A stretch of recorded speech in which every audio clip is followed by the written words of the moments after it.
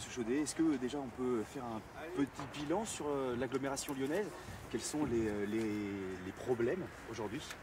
Alors les problèmes, bien sûr, je vais les découvrir, mais ce qui m'a sauté aux yeux, je dirais en arrivant, bon, bien sûr, ce sont les manifestations d'ordre public et des Gilets jaunes tous les samedis, bon, qui sont des manifestations nombreuses et qu'il faut encadrer de manière à éviter les débordements.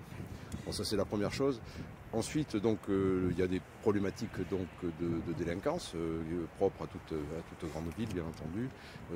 Particulièrement sur le centre-ville de Lyon, avec des vols à tir, des vols avec violence, enfin, des choses comme ça. Bon, même si ça reste dans des proportions raisonnables, bon, il faut s'en occuper. Et puis, bien sûr, il faut agir avec détermination pour éviter que ce phénomène se propage. On retrouve ici un peu comme j'avais à Rennes, mais également dans d'autres villes comparables, donc la problématique des mineurs étrangers isolés, et donc qui est une problématique sérieuse sur laquelle il faut se pencher.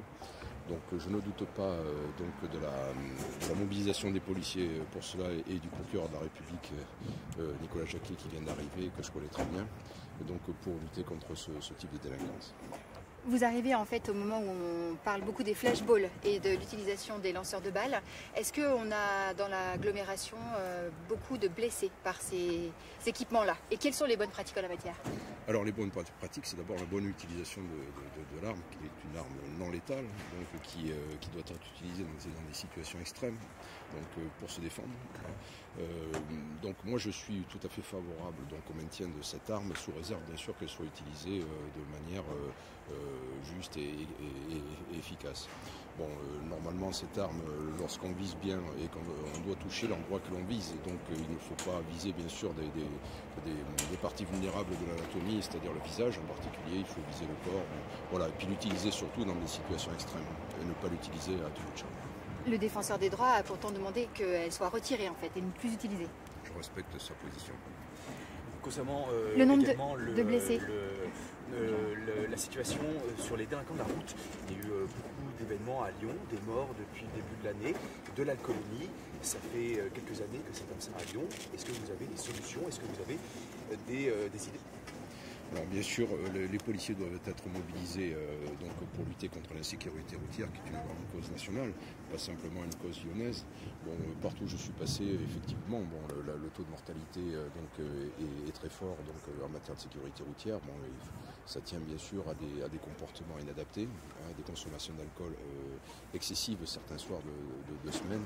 Donc bien sûr, il faut qu'on soit mobilisé pour endiguer ce phénomène, qui n'est pas propre à l'agglomération lyonnaise. Juste par rapport au flashball, de nouveau j'insiste, est-ce que vous avez des chiffres en fait sur l'agglomération du nombre de blessés par ces armes-là, depuis le début des manifestations? Je sais que vous venez d'arriver, ouais, je pense que c'est un bilan qu'on vous a fait. C'est assez marginal malgré tout. Moi,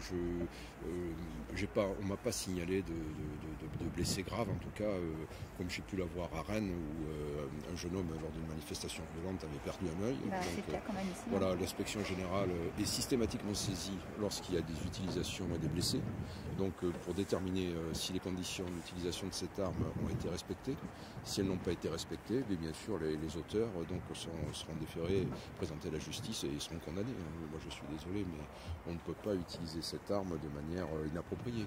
Donc maintenant, quand le policier est en état de légitime défense et qu'il s'est défendu avec son flashball, bien, je pense qu'il est dans le cadre de la loi. Est-ce que vous allez redire les bonnes pratiques? Parce que certains nous racontent en fait sur les manifestations de Gilets jaunes avoir été mis en joue en fait au niveau du visage. Oui, alors ça c'est ce que disent les gens. Vous savez qu'aussi il y a beaucoup de manipulations de la part de certains manifestants, et certaines plaintes qui sont déposées. Lorsque les enquêtes sont faites, on s'aperçoit qu'il y avait de la malveillance derrière tout ça, et de la manipulation. Donc il faut aussi rester prudent et savoir trier le bon grain de livret là-dedans. Par rapport au week-end qui s'annonce, est-ce que vous avez des remontées? Comment vous sentez les choses sur Lyon notamment? Alors j'ai beaucoup de violence la semaine dernière. Alors beaucoup de violence, mais pas beaucoup de blessés. Si, dans les forces de l'ordre, puisqu'il y a eu 8 blessés à la brigade anticriminalité, mais de l'autre côté, je n'ai pas souvenir qu'il y ait eu beaucoup de blessés. Effectivement, les policiers sont agressés, donc à certains moments, notamment au moment de la dispersion. Donc on laisse la manifestation se tenir et puis en fin d'après-midi, vers 18h, donc on demande aux gens de se disperser. Bon, certains ne le veulent pas et donc vont à l'affrontement avec les forces de police, ce qui explique que certains policiers ont pu être blessés. Bon, c'était pas des blessures graves, heureusement, mais enfin certains ont été blessés, ont eu des incapacités de travail. Vous êtes inquiet devant cette nouvelle mobilisation? Alors, je suis pas inquiet. D'abord, je ne suis pas d'une nature inquiète.